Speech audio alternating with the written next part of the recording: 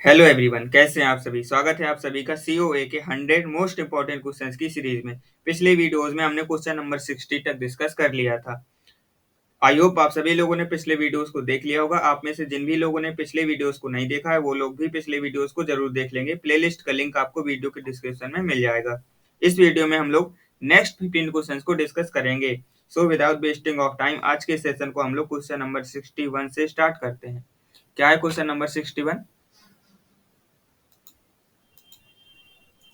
What do you we use to extend the connectivity of the processor bus? यानी कि processor बस की connectivity को एक्सटेंड करने के लिए हम कौन सा ऑप्शन इनमें से चूज करेंगे, कौन सी बस का यूज करते हैं। Option A PCI bus, option B multiple bus, option C SI bus, option D more than one of the above, option E none of the above. तो इसका करेक्ट आंसर क्या है? ऑप्शन ए पीसीआई बस। इसका full form क्या होता है?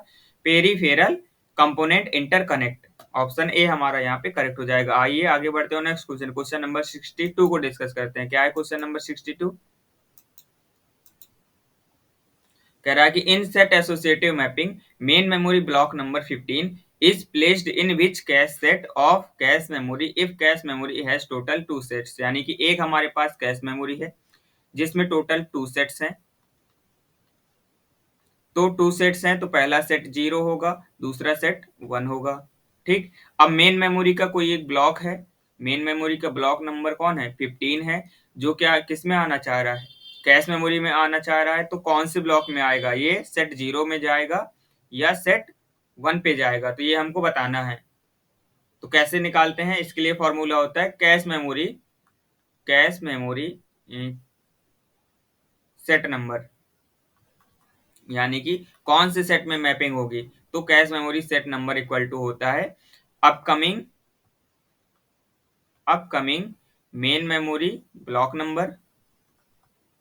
Number modulo total number of sets in cache memory. तो ये फॉर्मूला होता है, यहाँ रख दीजिए। कौन सा ब्लॉक आ रहा है? 15। मॉडलो लेंगे, टोटल कितने सेट्स हैं यहाँ पे क्लियरली मेंशन है, 2 सेट्स हैं। तो 2 से रिमाइंडर निकाल लेंगे तो क्या आ जाएगा? 1 रिमाइंडर आ जाएगा और जो रिमाइंडर आएगा वही आंसर होगा। तो यहाँ पे क्या ऑप्शन करेक्ट हो गया? ऑप्शन बी हमारा करेक्ट हो गया। यानी कि जो ब्लॉक 15 है ये कौन से सेट में आएगा? सेट 15 सेट 1 में आएगा ब्लॉक नंबर 15। तो ये सेट 0 में नहीं आएगा। आइए आगे बढ़ते हैं नेक्स्ट क्वेश्चन, क्वेश्चन नंबर 63 को डिस्कस करते हैं। क्या है क्वेश्चन नंबर 63? बताना है which of the following is a type of cache miss. यानी कि इनमें से कौन सा एक कैश मिस का टाइप है। जब भी सीपीयू कोई भी डेटा सर्च करता है तो वो पहले कैश मेमोरी में सर्च करता है। तो कैश मेमोरी में कई बार क्या होता है कि डेटा हमको मिल जाता है तो उसको बोलते हैं कि कैश हिट हो गया। और कई बार क्या होता है कि डेटा वो कैश मेमोरी में प्रेजेंट नहीं होता तो मिलता नहीं, तो उसको बोलते हैं कि कैश मिस हो गया। अब ये मिस होता है तो इनमें से बताना है कि मिस कौन से टाइप की होती है। ऑप्शन ए कोल्ड या compulsory miss, option B capacity miss, option C conflict miss. तो ये जो तीनों के तीनों टाइप हैं ये कैश मिस के ही टाइप हैं। तो यहाँ पे क्या ऑप्शन करेक्ट हो जाएगा? ऑप्शन डी हमारा करेक्ट हो जाएगा। आइए आगे बढ़ते हैं नेक्स्ट क्वेश्चन, क्वेश्चन नंबर 64 को डिस्कस करते हैं। क्या है question number 64? The total storage capacity of A floppy disk having. यानी कि कोई एक फ्लॉपी डिस्क है जिसकी टोटल स्टोरेज कैपेसिटी हमको दी गई है और जिसमें क्या है 80 ट्रैक्स हैं एंड स्टोरिंग 128 बाइट्स पर सेक्टर। और एक सेक्टर में 128 बाइट्स स्टोर कर सकता है और उसकी फ्लॉपी डिस्क की साइज क्या है ये दी गई है। अब बताना क्या है? How many sectors does this disk have. यानी बताना इस डिस्क में कितने सेक्टर होंगे, नंबर ऑफ सेक्टर्स बताना है। देखिए जैसे कि ये हमारी फ्लॉपी डिस्क हो गई है ना, गोल होती है। तो ये हमारी फ्लॉपी डिस्क हो गई। अब इस डिस्क में टोटल जो डेटा स्टोर हो रहा है वो कितना स्टोर हो रहा है? 163 और 840 बाइट डेटा स्टोर हो रहा है। ठीक है। लेकिन ये जो डिस्क होती है ये कई पार्ट्स में डिवाइड होती है। तो सबसे पहले तो इसमें होते हैं क्या? ट्रैक। कुछ इस प्रकार से ये आपको जो एरिया दिख रहा है इसको बोलते हैं ट्रैक। ऐसे ही कई सारे ट्रैक्स होते हैं। तो ये जो हमारा क्वेश्चन है इसमें कितने ट्रैक हैं? 80 ट्रैक हैं। ठीक है। तो ट्रैक 80 हैं। तो सबसे पहले तो हमारा जो स्टोरेज कैपेसिटी का जो फॉर्मूला होता है वो क्या होता है फ्लॉपी डिस्क में? स्टोरेज कैपेसिटी का फॉर्मूला होता है कि storage capacity equal to number of tracks, कि हमारे पास कितने ट्रैक हैं, नंबर ऑफ ट्रैक्स, इनटू एक ट्रैक में कितने सेक्टर हैं। तो ये तो यहाँ पे हमको निकालना है, तो कोई बात नहीं, फॉर्मूले में एक बार लिख लेते हैं, number of sector, number of sector into एक सेक्टर में कितना डेटा है, डेटा पर सेक्टर। तो ये हमारा स्टोरेज कैपेसिटी निकालने का फॉर्मूला होता है, किसमें? फ्लॉपी डिस्क में। तो यहाँ पे रख दीजिए, यहाँ पे स्टोरेज कैपेसिटी हमको डायरेक्टली दी गई है तो हमने रख दिया। नंबर ऑफ ट्रैक्स 80 दिए गए हैं, 80 रख दिया। नंबर ऑफ सेक्टर्स निकालने हैं हमको, तो उसको हमने x मान लिया। और डेटा पर सेक्टर कितना दिया गया है, 128 बाइट दिया गया है, तो इसको भी हमने रख दिया। ठीक, अब x की वैल्यू निकालनी है तो इसको सिंप्लीफाई कर लीजिए, तो x इक्वल टू क्या आ जाएगा, x इक्वल टू आ जाएगा। तो सबसे पहले तो हम क्या लिखेंगे, 163,840 byte divided by 80 multiply by 128। अब इतना बड़ा कैलकुलेशन है, इसको फास्ट कैसे करें? तो देखिए, सबसे पहले तो यहाँ 8 छोटा है तो हम 8 से डिवाइड कर लेते हैं। तो 8 से डिवाइड किया तो क्या आया, 8 टू जा 16, रिमाइंडर बचा 0, तो हमने नेक्स्ट बिट बचा 3, फिर डिवाइड तो होगा नहीं तो 0, फिर नेक्स्ट बिट हो गया, नंबर हो गया हमारा 38, तो 8 4 जा 32, कितना बचा 5, 32 4, और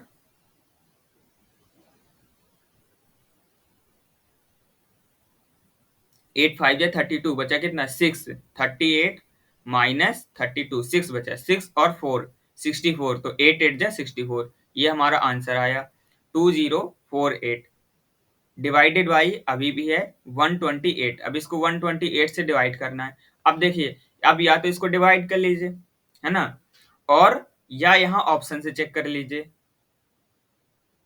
ऑप्शन से चेक करेंगे तो क्या आएगा,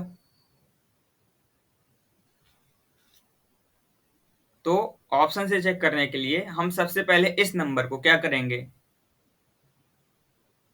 2 की पावर के फॉर्म में कन्वर्ट कर लेंगे। 2 की पावर के फॉर्म में कन्वर्ट करेंगे तो यह क्या हो जाएगा, 2 की पावर 10 होता है 1024, और 2 की पावर 11 कितना हो जाएगा 2048, तो 2 की पावर 11 हो गया, डिवाइडेड बाई 128 होता है 2 की पावर 7। अब यहाँ पे हम लोग आसानी से बेस इक्वल हैं तो पावर डिवीजन में क्या होती है, सब्ट्रैक्ट हो जाती है। तो यहाँ पे क्या आ जाएगा, 2 की पावर 11 माइनस 7 यानी कि 4, 2 की पावर 4 क्या होता है 16, तो क्या करेक्ट आंसर हो गया, 16 करेक्ट आंसर हो गया। ऑप्शन से भी हम लोग देखते तो यहाँ पे देखिए 2 की पावर 7 है, 2048 है, 2048 में 128 से डिवाइड कर रहा है, तो ऑप्शन 2 गलत हो गया। 4 के 4 के तो और ज्यादा बड़ा हो गया 204 से, तो ये ऑप्शन 3 भी गलत हो गया। अब यहाँ पे देखिए 2 की पावर 7 की वैल्यू क्या होती है 128।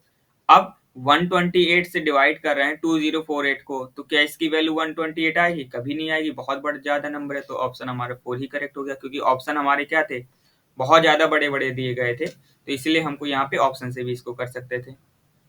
आइए आगे बढ़ते हो, नेक्स्ट क्वेश्चन, क्वेश्चन नंबर 65 को डिस्कस करते हैं। क्या है question number 65?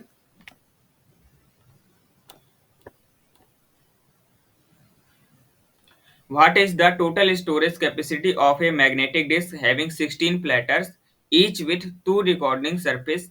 There are 64 tracks per surface and 32 sectors per track. Each sector has equal capacity of 1 byte.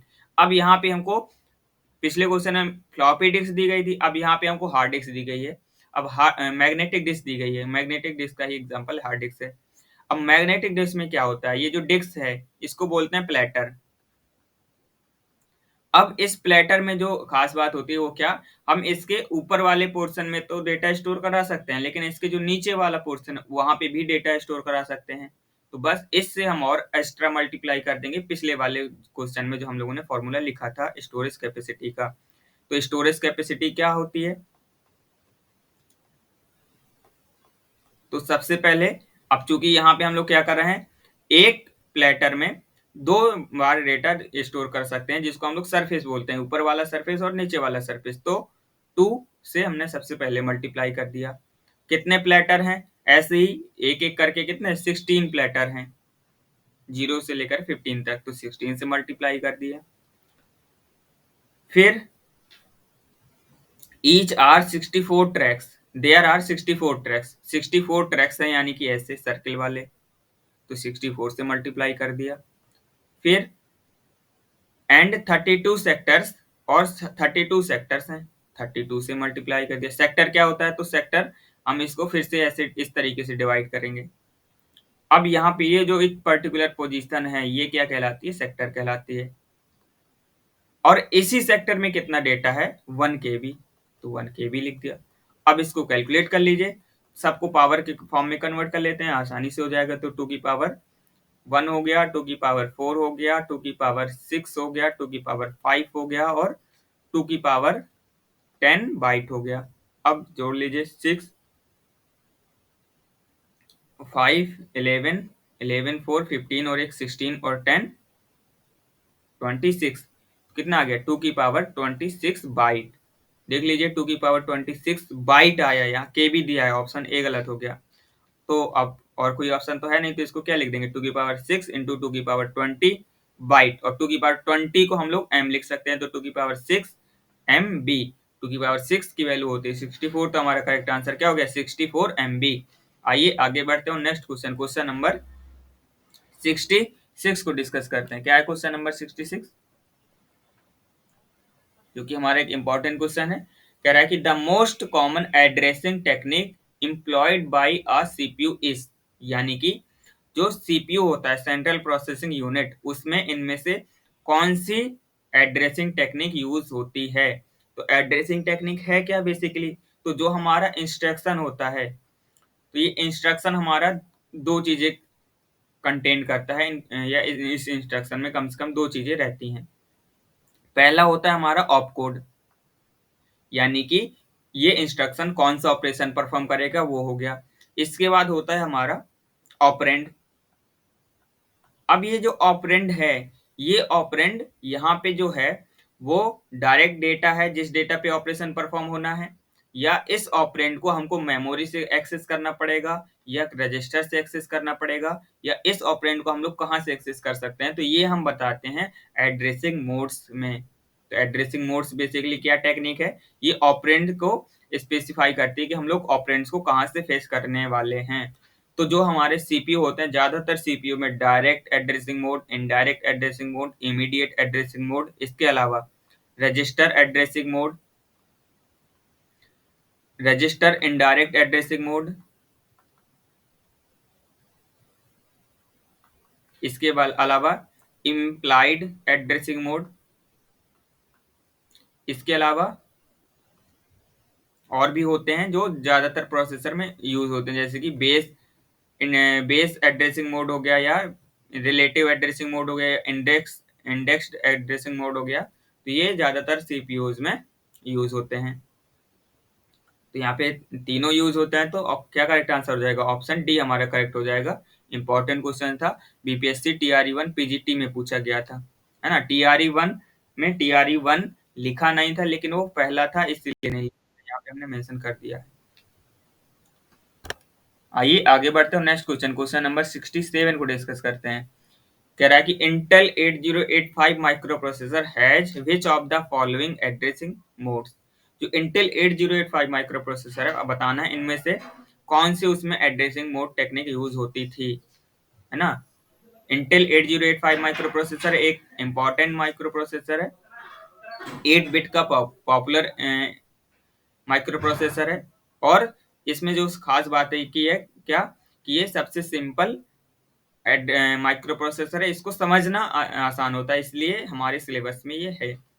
तो जो 8085 माइक्रो प्रोसेसर है, इसमें direct addressing mode, register indirect addressing mode, implied addressing mode तो होते ही हैं, लेकिन इसके अलावा दो और एड्रेसिंग मोड होते हैं, कि एक तो पहला होता है रजिस्टर एड्रेसिंग मोड, और दूसरा होता है इमीडिएट एड्रेसिंग मोड। तो यहाँ पे हमारा करेक्ट आंसर क्या हो जाएगा, ऑप्शन डी हमारा करेक्ट आंसर हो जाएगा। आइए आगे बढ़ते हैं और नेक्स्ट क्वेश्चन, क्वेश्चन नंबर 68 को डिस्कस करते हैं।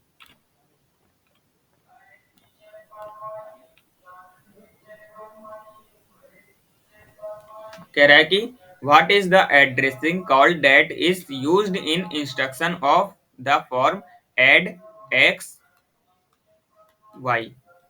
ये कोई फॉर्मूला दिया गया, ये कोई इंस्ट्रक्शन दिया गया है। अभी इस इंस्ट्रक्शन में कौन सी एड्रेसिंग मोड की टेक्निक यूज होगी? Option A indirect, option B indexed, option C absolute. तो यहाँ पे करेक्ट आंसर क्या हो गया? Option C absolute addressing mode. Absolute addressing mode तो क्या सर आपने बताया नहीं, तो जो हमारा डायरेक्ट एड्रेसिंग मोड होता है उसी को हम लोग क्या बोलते हैं? एब्सोल्यूट एड्रेसिंग मोड भी बोलते हैं। ठीक, बेसिकली यदि यहाँ पे ऐड और हमको वही डेटा दे दिया गया होता है, जैसे हमको 5 और 3 को ऐड करना है, ठीक है, तो फिर ये हमारा इमीडिएट एड्रेसिंग मोड का एग्जांपल होता। ठीक, ऐड एक्स वाई लिखा है तो ये हमारा, यहाँ पे हमने जो नंबर लिखे हैं इनकी वैल्यू हमको पता नहीं है, तो पता नहीं है यानी कि वेरिएबल है, तो फिर ये एब्सोल्यूट का एग्जांपल हो जाएगा। और यहाँ पे एक्स और वाई मेमोरी में कहाँ स्टोर है, उनका एड्रेस देते तो इनडायरेक्ट एड्रेसिंग मोड हो जाता। इंडेक्स में तो ये तो ज्यादातर ये एरे वगैरह में इसका यूज होता है, जहाँ पे इंडेक्स होता है उसको स्टोर करने के लिए। तो यहाँ पे हमारा ऑप्शन सी हमारा करेक्ट हो गया। आइए आगे बढ़ते हैं नेक्स्ट क्वेश्चन, क्वेश्चन नंबर 69 को डिस्कस करते हैं। क्या है क्वेश्चन नंबर 69? बताना है which of the following is a type of instruction, इनमें से कौन सा एक इंस्ट्रक्शन का टाइप है? तो देखिए, जब हम लोग बात करते हैं on the basis of operands, यानी कि एक इंस्ट्रक्शन में कितने ऑपरेंड्स आ सकते हैं, ऑपकोड तो एक ही होता है ना, या ऑपकोड की फील्ड एक ही होती है, इसके अलावा ऑपरेंड्स कितने आ सकते हैं? 1 2 3 4 5 6 या कितने भी? तो देखिए, इसमें ऑपरेंड्स आ सकते हैं या तो एक भी ऑपरेंड ना हो, ठीक, तो पहला केस हो गया यानी जीरो एड्रेस इंस्ट्रक्शन हो गया। एक ही ऑपरेंड हो तो वन एड्रेस इंस्ट्रक्शन हो गया। टू ऑपरेंड हो तो टू एड्रेस इंस्ट्रक्शन हो गया। और थ्री ऑपरेंड हो तो थ्री एड्रेस इंस्ट्रक्शन हो गया, यानी मैक्सिमम थ्री ऑपरेंड्स हो सकते हैं एक इंस्ट्रक्शन में। थ्री ही क्यों हो सकते हैं? क्योंकि जो हमारा एएलयू है एट अ टाइम दो ही ऑपरेंड्स पे ऑपरेशन परफॉर्म करता है, और उन दो का रिजल्ट स्टोर कराने के लिए हम लोग को तीसरे ऑपरेंड की नीड हो सकती है, इसीलिए एक इंस्ट्रक्शन में मैक्सिमम तीन ऑपरेंड का यूज हम लोग कर सकते हैं। तो zero address instruction, one address instruction, three address instruction, तीनों ही हमारे इंस्ट्रक्शन के टाइप हैं। इसके अलावा टू एड्रेस इंस्ट्रक्शन भी होता है, तो यहाँ पे हमारा ऑप्शन डी करेक्ट हो गया। आइए आगे बढ़ते हैं नेक्स्ट क्वेश्चन, क्वेश्चन नंबर 70 को डिस्कस करते हैं। कह रहा है कि if a CPU supports 16 distinct type of operation then opcode field contains कितने बिट्स? यानी कि एक सीपीयू है जिसमें हम लोग 16 ऑपरेशन को परफॉर्म कर सकते हैं, 16 अलग अलग ऑपरेशन को परफॉर्म कर सकते हैं। तो जो ऑपकोड वाली फील्ड है, ऑपकोड वाली फील्ड में कितने बिट स्टोर होंगे ये हमको बताना है ऑपकोड वाली फील्ड में। तो देखिए, इसका क्या लॉजिक होता है कि जितने ऑपरेशन ऑपरेशन हमारा सीपीयू सपोर्ट करता है या एग्जीक्यूट कर सकता है, तो कितने कर सकता है? 16। तो यहाँ पे कितने बिट्स चाहिए? तो यहाँ पे यदि हमारे पास n बिट हैं, ठीक है, n बिट है ऑप कोड फील्ड में, तो सीपीयू 2 की पावर n मैक्सिमम इंस्ट्रक्शन को सपोर्ट कर सकता है, ऑपरेशन को सपोर्ट कर सकता है, ठीक है। अब यहाँ पे वाइस वर्सा है तो वाइस वर्सा निकाल लीजिए। 2 की पावर n की वैल्यू हमको दी गई है 16 और n की वैल्यू कैलकुलेट करना है, तो 16 को हमने लिख दिया 2 की पावर 4।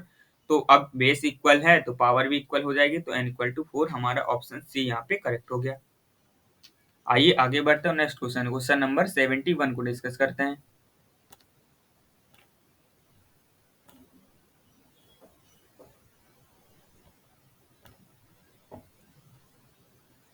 क्या है question number 71? If a CPU support 16 bit instruction in which 10 bits are used to store operands, the maximum number of operations supported by this CPU is, यानी कि एक इंस्ट्रक्शन है जिसकी साइज 16 बिट है, ठीक है, और 16 बिट्स में से 10 बिट्स ऑपरेंड्स को स्टोर करने के लिए यूज हो रही हैं। 10 बिट्स से हमको पता चलेगा कि ऑपरेंड्स की वैल्यू क्या है, और जब 10 बिट से ऑपरेंड्स मिलेगा तो ऑपरेशन कितने बिट्स से हमको मिलेगा, ऑपकोड कितने बिट्स से मिलेगा, तो ऑपकोड 16 में से 10 सब्ट्रैक्ट कर देंगे तो 6 बिट से मिल जाएगा। अब क्वेश्चन क्या पूछा है कि सीपीयू ये जो है हमारा, ये पर्टिकुलर सीपीयू कितने मैक्सिमम नंबर ऑफ ऑपरेशन को सपोर्ट कर सकता है, तो यहाँ पे जितने बिट हैं टू की पावर में कर दीजिए, टू की पावर n फॉर्मूला होता है, तो टू की पावर 6, n की वैल्यू 6 है, तो टू की पावर 6 यानी कि 64। तो ऑप्शन सी हमारा यहाँ पे करेक्ट हो गया। आइए आगे बढ़ते हैं नेक्स्ट क्वेश्चन, क्वेश्चन नंबर 72 को डिस्कस करते हैं। क्या है question number 72? Consider a CPU with clock rate of 500 megahertz, which of the following is cycle time of this CPU. यानी कि एक जो हमारा सीपीयू है जिसकी क्लॉक रेट क्या है 500 मेगाहर्ट्ज है, अब हमको बताना है कि उसका जो साइकिल टाइम होगा, यानी एक साइकिल को एग्जीक्यूट होने में टाइम लगेगा, वो क्या होगा। और ये जो क्लॉक रेट होती है ये क्या होती है, एक सेकंड में कितनी साइकिल एग्जीक्यूट हो रही हैं, वो होती है हमारी क्लॉक रेट। तो एक सेकंड में 500 मेगाहर्ट्ज साइकिल्स क्या हो रही हैं, एग्जीक्यूट हो रही हैं। तो साइकिल टाइम क्या निकालेंगे हम लोग, अपोजिट हो जाएगा। तो क्लॉक रेट क्या होता है, क्लॉक रेट इक्वल टू होता है 1 by cycle time, 1 by cycle time. Cycle time क्या है, एक साइकिल को एग्जीक्यूट होने में लगा टाइम, और ये वन क्या है, एक सेकंड। अभी ये सेकंड में है पूरा, ठीक। अब हमको निकालना क्या है, साइकिल टाइम, तो हमने साइकिल टाइम यहाँ लिख दिया 1 by clock rate. Clock rate क्या है 500 मेगा हर्ट्ज। अब ऑप्शन देखिए, सभी हमको नैनो सेकंड में दिए गए हैं, तो हमने इस क्वेश्चन को भी नैनो सेकंड में बना लिया। तो ये हो गया 10⁹ से मल्टीप्लाई किया और 10⁹ से ही डिवाइड कर दिया, ठीक। तो 10⁹ तो हो गया नैनो सेकंड। अब इसको सिंप्लीफाई कर लीजिए, तो ये हमारा मेगा कितना होता है 1/500 इंटू मेगा होता है 10⁶, और ऊपर हमारा क्या है 10⁹ है, और नैनो सेकंड में कन्वर्ट हो गया। अब 6 + 2 8, 8 से 9 कैंसिल हो गया, बचा सिर्फ यहाँ पे 10। अब 10 से हम लोग 5 को डिवाइड करेंगे, तो क्या ऑप्शन करेक्ट आ जाएगा हमारा, ऑप्शन ए 2 नैनो सेकंड। 5 2 जा 10, ऑप्शन ए हमारा यहाँ पे करेक्ट हो गया। आइए आगे बढ़ते हैं नेक्स्ट क्वेश्चन, क्वेश्चन नंबर 73 को डिस्कस करते हैं। क्या है क्वेश्चन नंबर 73? कह रहा है कि a CPU runs on 200 megahertz clock rate if CPU have average CPI, CPI यानी कि साइकिल पर इंस्ट्रक्शन, ठीक है, यानी कि एक इंस्ट्रक्शन को रन करने के लिए कितनी साइकिल लगेगी, ठीक है।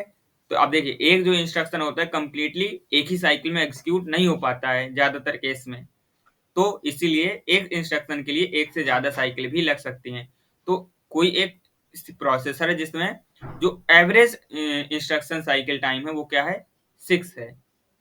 जैसे कि उसमें मान लेते हैं कि 10 इंस्ट्रक्शन है, किसी को 2 साइकिल लगी, किसी को 4 साइकिल लगी, किसी को 10 साइकिल लगी, किसी को 5 साइकिल लगी, तो उनका जो एवरेज आया वो हमको दिया गया है, ठीक है। और एवरेज का ही हम लोग यूज करते हैं। Then average instruction execution time is, तो एवरेज इंस्ट्रक्शन एग्जीक्यूशन टाइम हमको बताना है। तो एवरेज इंस्ट्रक्शन एग्जीक्यूशन टाइम का क्या फॉर्मूला होता है, एवरेज इंस्ट्रक्शन एग्जीक्यूशन टाइम क्या होता है हमारा फॉर्मूला, कि सबसे पहले तो हमारा सीपीआई, यानी कि एक साइकिल को एक इंस्ट्रक्शन को एग्जीक्यूट करने में कितने साइकिल लग रही हैं, और इसके अलावा एक साइकिल का टाइम क्या है, भाई यही तो निकालेंगे। यदि हमको एक इंस्ट्रक्शन का टाइम निकालना है तो कैसे निकाल सकते हैं कि उस इंस्ट्रक्शन को रन करने के लिए कितनी साइकिल लगी, और एक साइकिल का टाइम क्या है, तो साइकिल टाइम। अब साइकिल टाइम को हम लोग लिख सकते हैं 1 बाई क्लॉक रेट, और सीपीआई चूंकि हम लोगों को एवरेज टाइम निकालना है, तो हम लोग सीपीआई के ना रख के यहाँ पे क्या रखेंगे, एवरेज सीपीआई रखेंगे। तो क्या हो जाएगा 6 इंटू साइकिल टाइम होता है क्या 1 बाई क्लॉक रेट, तो क्लॉक रेट की वैल्यू हमको दी गई 6 इंटू 1/200 मेगा हर्ट्स। अब सभी आंसर नैनो सेकंड में है, तो इसको भी पिछली बार की तरह 10⁹ से मल्टीप्लाई किया और 10⁹ से डिवाइड किया।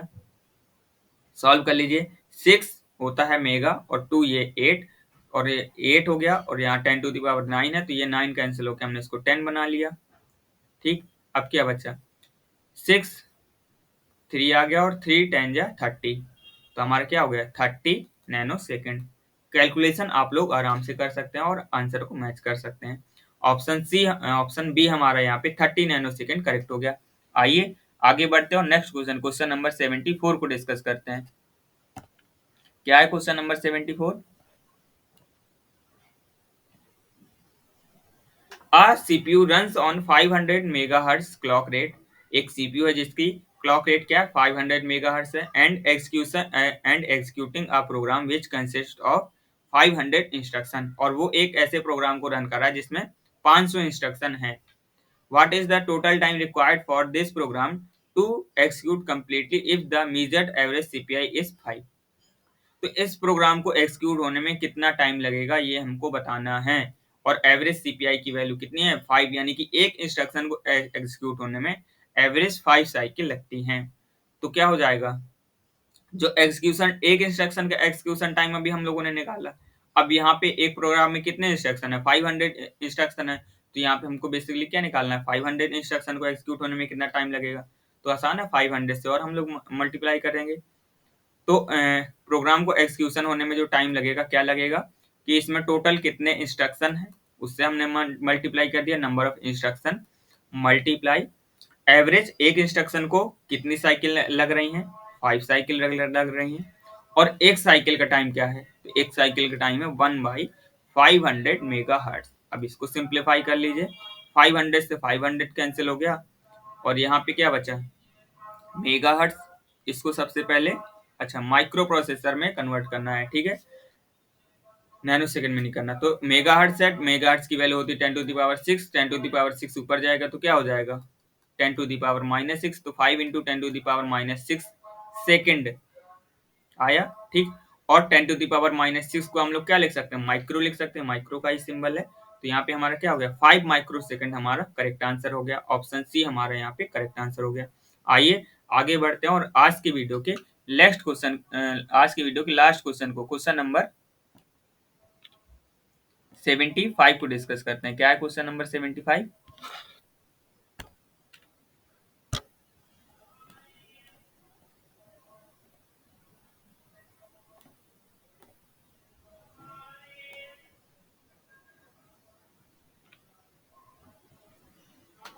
कह रहा है कि डीएमए स्टैंड्स फॉर, जो डीएमए है इसका फुल फॉर्म क्या होता है ये हमको बताना है। Option A direct machine access, option B direct memory access, option C digital machine architecture, या option D more than one of the above, या option E none of the above. तो जो डीएमए का फुल फॉर्म होता है क्या होता है, डायरेक्ट मेमोरी एक्सेस। तो यहाँ पे हमारा इसका करेक्ट आंसर क्या हो जाएगा, ऑप्शन बी हमारा यहाँ पे करेक्ट हो जाएगा। तो आज के सेशन में इतना ही। वीडियो को लास्ट तक देखने के लिए आप सभी लोगों का बहुत बहुत धन्यवाद। यदि वीडियो आप लोगों के लिए हेल्पफुल रहा है तो इस वीडियो को आप लोग अपने दोस्तों के साथ शेयर कर देंगे। Thank you so much video को लास्ट तक देखने के लिए।